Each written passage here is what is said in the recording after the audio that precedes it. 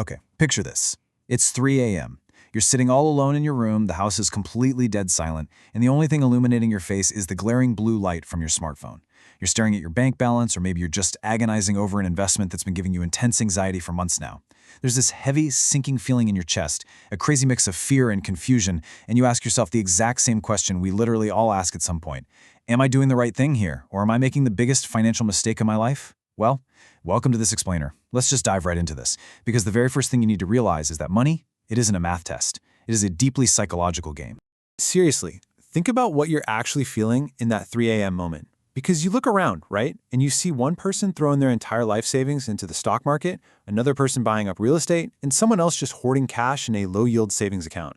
You might look at them and think, wow, they are completely crazy, or even, they are so stupid. But I want you to hear this loud and clear.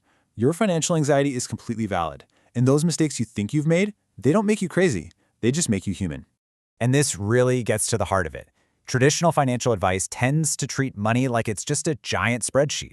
We're taught that if you just give someone the right data and the exact right formulas, they're going to make the perfect rational decision every single time. But, newsflash, human beings are not machines.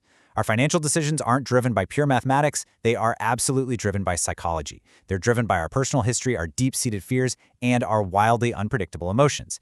It's a total paradigm shift. The financial decisions you make today are actually dictated by things like your childhood fears, whatever your parents told you about money growing up, and the specific economic climate you were raised in. So, in this explainer, we're going to unpack 5 life-changing lessons. First, no one is crazy. Second, luck and risk. Third, never enough. Fourth, compounding. And fifth, redefining true wealth. All right, let's jump right into Lesson 1. No one is crazy. The fundamental truth you just have to accept is that every seemingly bizarre financial decision actually makes perfect sense to the person making it at that exact moment. And why? Because it's based entirely on their unique past experiences. Just imagine a young boy growing up in the 1930s during the Great Depression. He watches his father literally cry because the bank failed and their entire life savings vanished overnight. He feels that real physical hunger. Now fast forward to the 1950s. The economy is booming, the stock market is hitting all-time records, but this man, now in his 30s, absolutely refuses to invest a single dime in stocks. He buries his money or just puts it in government bonds. Now, is he uneducated? No. His brain built a massive wall of fear based on real childhood trauma that no fancy financial advisor can ever tear down. Now contrast him with a kid born in 1970 who grew up watching the market just soar and seeing people get rich overnight. He enthusiastically throws all his money into stocks. Listen, neither of them is crazy. They just lived in totally different economic realities. So the crucial takeaway here is that logic is totally subjective. Take the lottery paradox, for example.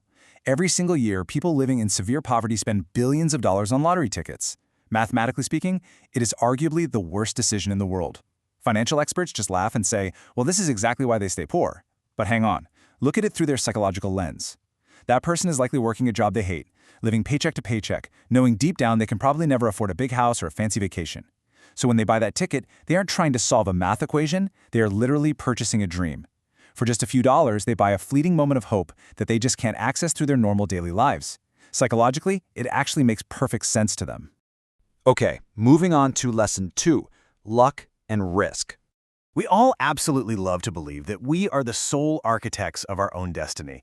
But today, we're going to challenge that ego of self-made success by looking at the twin invisible forces of the universe that actually dictate our outcomes. Just think about this massive number, 300 million. Let's travel back in time to 1968. There were roughly 300 million high school-age kids in the whole world.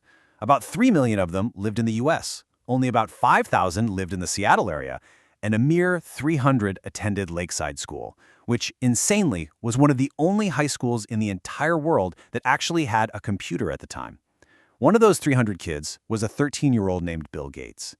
Gates himself totally admits that without the unbelievable 1 in 300 million luck of having access to that specific computer at that specific moment in time, Microsoft simply wouldn't exist. But, there is a second half to this story that often gets ignored. At that exact same school was another boy, Kent Evans. Bill Gates actually said Kent was the smartest kid in the school, even better at coding than him. They shared the exact same passion, the same brilliant brain, the same incredible opportunity. They even planned to build a company together. But tragically, before high school even ended, Kent died in a mountaineering accident. That's a 1 in a million risk. Both of these kids had the exact same effort, the exact same talent, but one was pushed to the absolute heights of success by astronomical luck, and the other was pulled into an early grave by a tragic risk.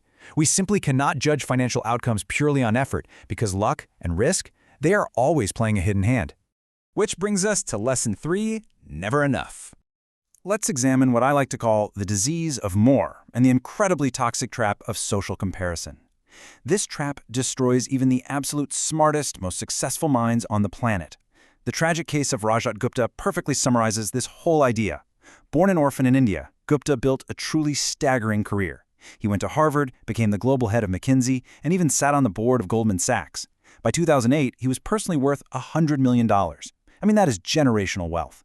But for Gupta, it still wasn't enough. He was sitting in boardrooms with billionaires, and his $100 million suddenly felt, well, small by comparison. So, just to join the billionaire club, he illegally leaked insider information to a hedge fund friend. The crazy part? He gained virtually nothing directly from it, but the law caught up with him anyway. He went to prison in handcuffs, his legacy destroyed forever. He literally risked everything he had and everything he actually needed for something he absolutely did not need. Social comparison is just a bottomless pit. And the wild thing is, history just continually repeats itself here. Take Jesse Livermore, one of the greatest stock traders ever. During the great crash of 1929, when the entire world was losing everything, Livermore bet against the market and made $100 million in a single day. Think about that. He became one of the richest men alive. His family was financially set for centuries. But he just couldn't stop.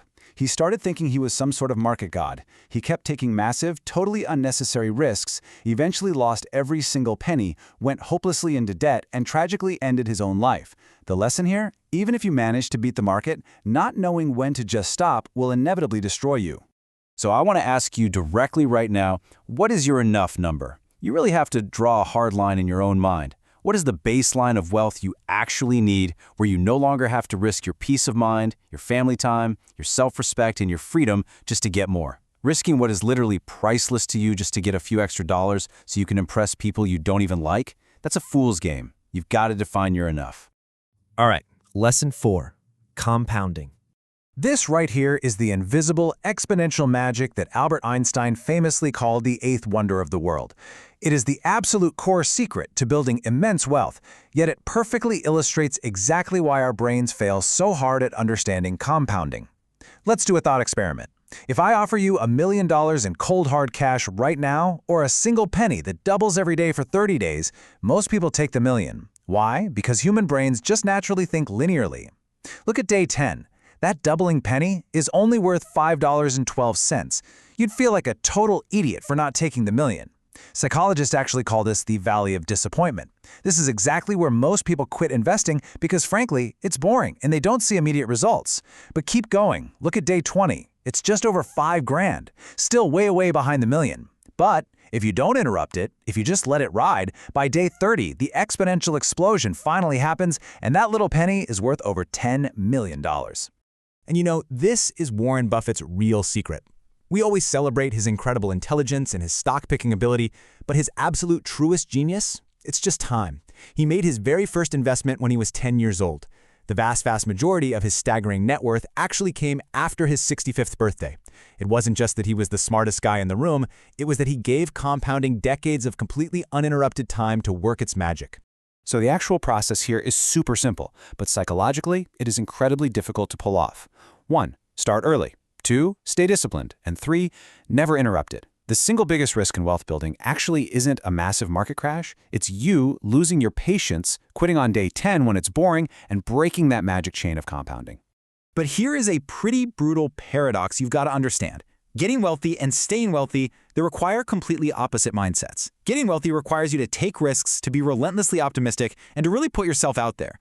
But staying wealthy, that actually requires a healthy dose of fear. It requires the humility to deeply understand that luck played a big role in your success and that the market could literally take it all away tomorrow. It requires almost a paranoid survival mindset. Because if you keep acting like an aggressive risk taker once you've already made it to the top of the mountain, I guarantee you are going to fall off. And finally, lesson 5, redefining true wealth. We really need to unmask the illusions of visible wealth here and uncover what money is actually meant to buy us. Let's break down what's called the brilliant man in the car paradox.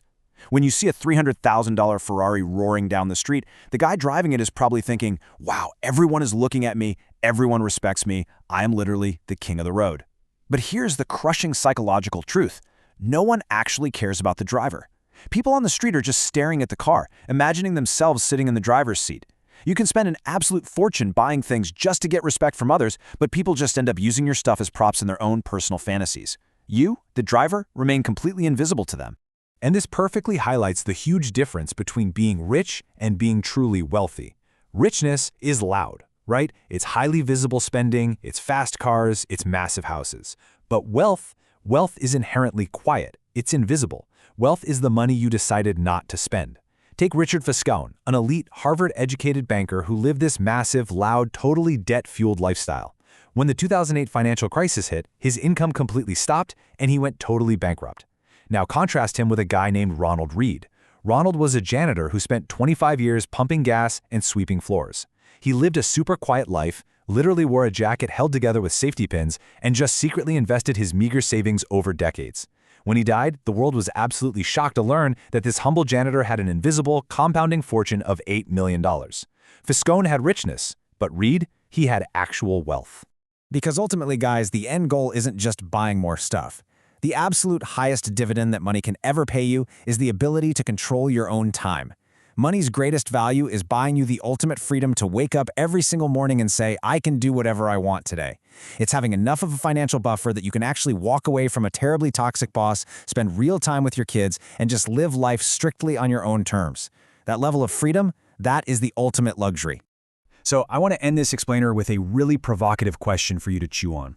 Are you playing the financial game just to look rich to a bunch of strangers who don't actually care about you? Or are you playing the game to truly, actually be free? Stop buying things just to feed your ego, start actively cultivating that invisible wealth of discipline, and use your money to finally buy back your life. Thank you so much for joining me on this explainer, and I seriously challenge you to start viewing your wealth through the lens of psychology from this day forward.